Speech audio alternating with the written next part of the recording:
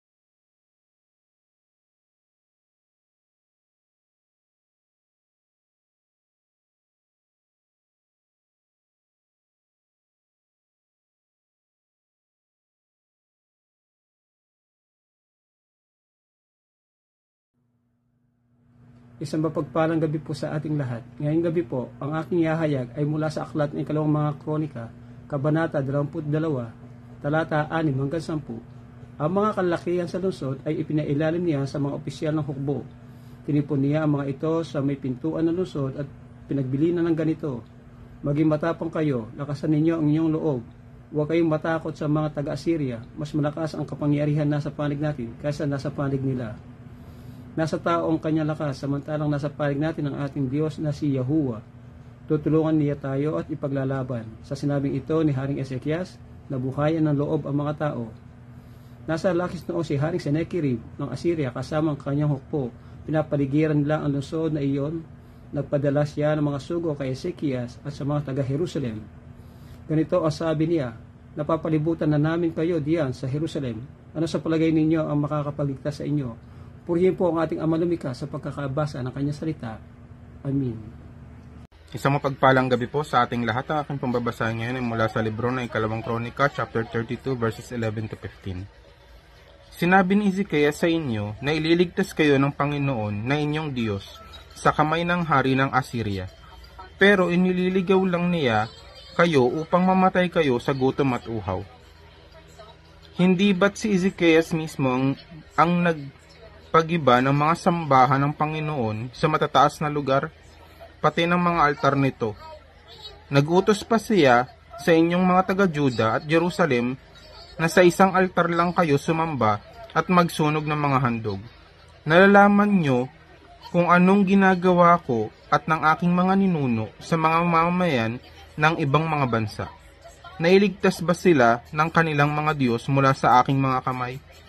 Alin sa mga Diyos ang mga bansang ito ang nakapagligtas sa kanyang mga mamamayan mula sa aking mga ninuno? Makakapagligtas ba sa inyo ang inyong Diyos mula sa aking mga kamay? Huwag kayong magpaloko kay Ezekias. Huwag kayong makinig sa kanya. Dahil walang Diyos sa kahit saan mang bansa o kaharian ang makakapagligtas sa kanyang mga mamamayan mula sa aking mga kamay o sa kamay ng aking mga ninuno. At lalong-lalo na ang inyong Diyos. Amen. God bless po. Magandang gabi po sa ating lahat. Ang babasahin ko po ngayon ay mula po sa ikalawang kronika, chapter 32, verse 16 to 19. May idinagdag pang masamang mga salita ang mga opisyal ni Sennacherib laban sa Panginoong Diyos at sa kanyang lingkod na si Ezekias.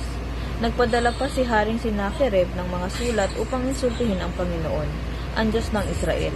Ito ang sulat niya: ang mga Diyos ng ibang mga bansa ay hindi na iligtas ang kanilang mga mamamayan mula sa aking kamay. Kaya ang Diyos ni Ezekias ay hindi rin maililigtas ang kanyang mga mamamayan mula sa aking mga kamay.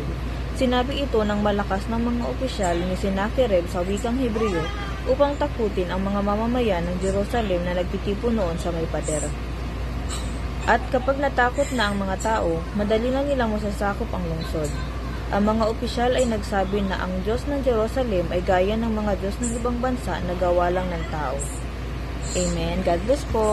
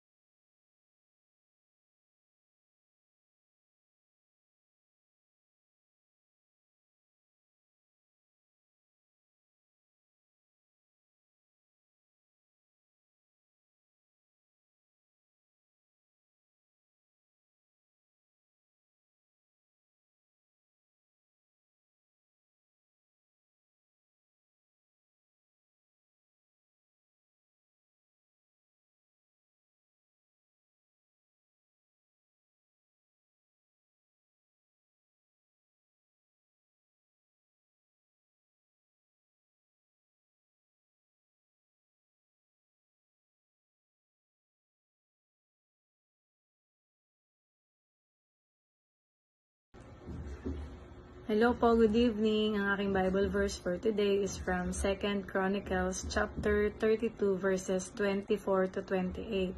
Ang pagkakasakit ni Ezekias at ang kanyang kapalaluan. Di nagtagal ay nagkasakit ng maluba si Ezekias.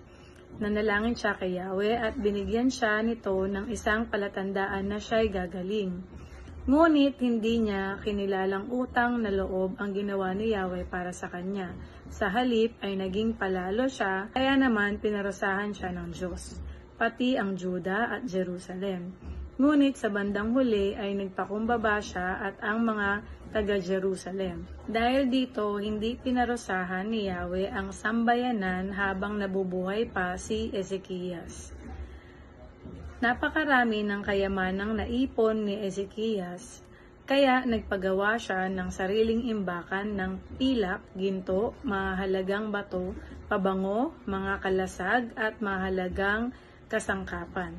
Nagpagawa rin siya ng mga bodega ng trigo, alak at langis, at mga kulungan ng mga baka at tupa. Amen. Ang mabuting balita ng ating Panginoon. Po ang Panginoon sa patuloy na pagkakataon na ibinibigay po sa atin sa bawat araw. At tayo nga po ay nasa 2 Chronicles chapter 32 at ang ating pong babasahin ay 29 hanggang 33. So sabi po dito, dahil napakarami niyang hayop, nagpatayo rin siya ng mga bayan dahil binigyan siya ng Panginoon ng maraming kayamanan. Si Hezekiah nagutos na lagyan ng harang ang dinadaan ng tubig na mula sa bukal ng gihon at padaluin ito papunta sa kalduran ng lungsod ni David. Nagtagumpay si Hezekiah sa lahat ng kanyang ginawa. Pero sinubok siya ng Diyos nang dumating ang mga opisyal mula sa Babylonia na nag-usisa tungkol sa kamangha-mangha nangyari sa Juda. Ginawa ito ng Diyos para malaman kung ano talaga ang sa puso ni Hezekiah. Ang iba pang salaysay tungkol sa paghahari ni Hezekiah at ang pag-ibig niya sa Panginoon ay nakasulat sa pangitain ni Propeta Isaias na anak ni Ahamos na bahagi ng aklat ng kasaysayan ng mga hari ng Juda at Israel. Nang mamatay si Hezekiah, ay nilibing siya sa ibabaw na bahagi ng libingan ng mga angka ni David. Pinarangalan siya ng lahat ng mamamayan ng Juda at Jerusalem. Nang mamatay siya at ang anak niya si Manasseh ang pumalit sa kanya bilang hari. So purihin po ang Panginoon, no? So nakita po natin yung buhay ni Haring Hezekiah. Sumunod po siya sa Panginoon kung bakit siya ay patuloy na natatamo niya yung katagumpayan. At ito po yung maganda dahil sa pagsunod sa kanya sa Panginoon ay namatay po siya, no, ng maayos na kung saan ay nailibing po siya ng maayos dun sa kanyang huling hantungan na isama po siya, no, dun sa libingan ng mga hari, no, na kumbaga isinama siya doon sa mga angka ni David, no. At ito po yung maganda doon sa pangyayari sa kanyang buhay. Pinarangalan po siya ng lahat ng mamamayan ng Juda at Jerusalem nang siya po ay mamatay. At maganda po dito yung mismong anak niya na si Manasseh, yung pumalit sa kanya bilang hari. So dito po natin makita na si Haring Hezekiah ay isang mabuting hari na kung saan ay nakita natin paggabay sa kanya ng Panginoon, yung pagtulong sa kanya ng Panginoon kahit napakarami sundalo ng mataga-Assyria, no? Hindi ito nagtagumpay, bagkus ay nagpadala yung Panginoon ng anghel upang talunin ang mga Assyria. So purihin po ang Panginoon and God bless everyone.